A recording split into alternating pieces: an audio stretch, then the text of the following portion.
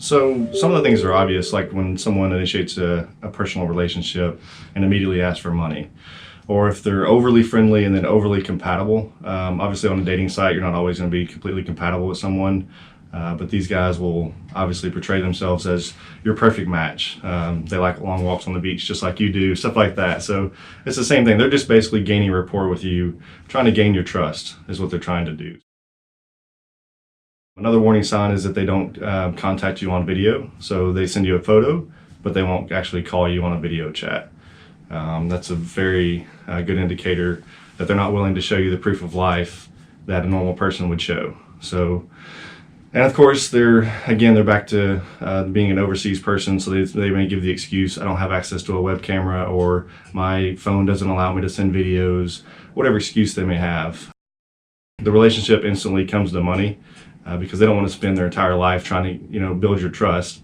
Eventually they're going to say, hey, I fell on hard times, or I'd love to come see you, but I live in another country. So they want you to foot the bill for the airline tickets. So you may end up spending a lot of money to get them over here. Another good warning sign is if they ask you to send money in an unusual way. So if they don't want you to wire them money, or they don't want you to send cash or checks or anything like that, if they want you to send a gift card or some form of payment that's unusual, that's obviously an indicator. You can send them the gift card, the back of the gift card, the numbers on the back, and they can withdraw that in any country immediately. So they don't have to wait for the wire transfer and the banks to figure out, oh, this could be fraud. So those are some of the things that I look for. But obviously use your common sense. I mean, if something sounds too good to be true, then it's probably too good to be true. If you're on a dating site and someone moves you to an encrypted platform, an app that uses encryption, then they're most likely going to be fraudulent, just because they want to be not discovered by law enforcement, right? So that's pretty obvious. They don't want us to find out where they are.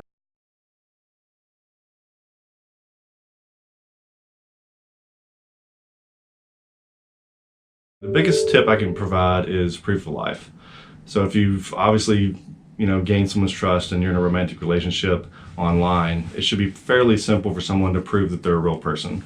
And not only prove that they're a real person, prove that they're the person that's in the photo. Just sending you a picture is not necessarily proof of life. So a tip that I also provide is if someone is given a photo and say, this is who I am, you can do a reverse image search.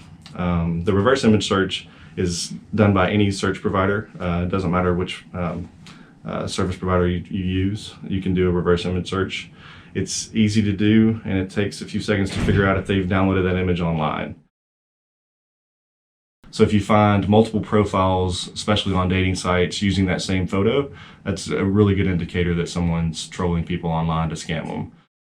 Obviously, if any relationship that's built on money is typically distrustful, so I just try to stay away from those. Not saying that every relationship that involves money is not truthful, but definitely the majority are. And as much as we've seen this in the past, it's definitely a good indicator that it's going to be fraudulent. Since 2016, we've been seeing a lot of romance scams being reported, specifically to IC3 or to local law enforcement. It's about a 300% increase in reporting. It's mostly because the bad guys kind of figured out a way to easily take money from people, and it's more difficult for law enforcement to investigate. And once they've crafted their scam, it becomes a lot more prevalent, and they can do it a lot more effectively.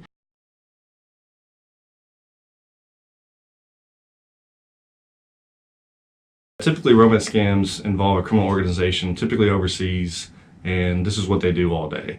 So they have groups of people that are good at gaining rapport, and then they may even figure out who best identifies with a certain person on that romantic dating site. And then once they've figured out, oh, this person likes to talk to this person in our criminal organization, well, then they'll start communicating completely with that person. And there's multiple people behind the operation because it takes a lot of effort in order to get that money overseas and then to clean it so that law enforcement can't discover where the money went to. The investigations are very difficult to investigate just because of the operational security that the bad guys use. Of course, this is a criminal organization, so they know law enforcement tactics. And eventually, even when we do figure out where they are, they're in another country, and they're typically in a country that doesn't, it's not very friendly with United States law enforcement, so it's hard to extradite them from their country.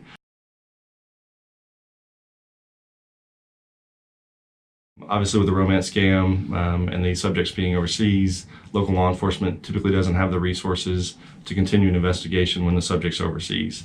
It's just as simple as that. So they come to us, and we provide the additional technical resources to help identify who that person is overseas that's committing the crime. And then with our partnership with the FBI, we have task force officers that can work with the United States Attorney's Office and potentially work with those other countries in order to extradite those subjects back.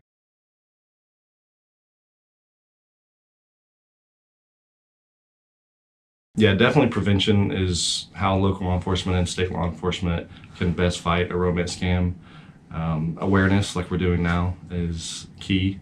And we also have other partners in the state government that do more awareness. So just not becoming the victim in the first place is what helps law enforcement out, because recovering those funds is very difficult, if not impossible, because once you send that money overseas, it's immediately withdrawn and liquidated, and they're going to use those funds immediately or move it into a bank account that we can't see.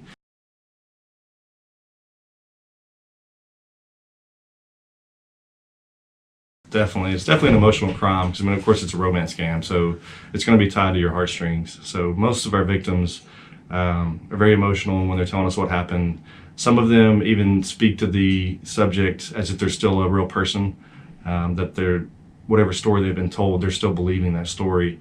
Even though they know that they've lost their money, they're still kind of in denial that it wasn't a real person, that they weren't talking to a blonde-haired guy, that was an American that was just overseas for some, trip.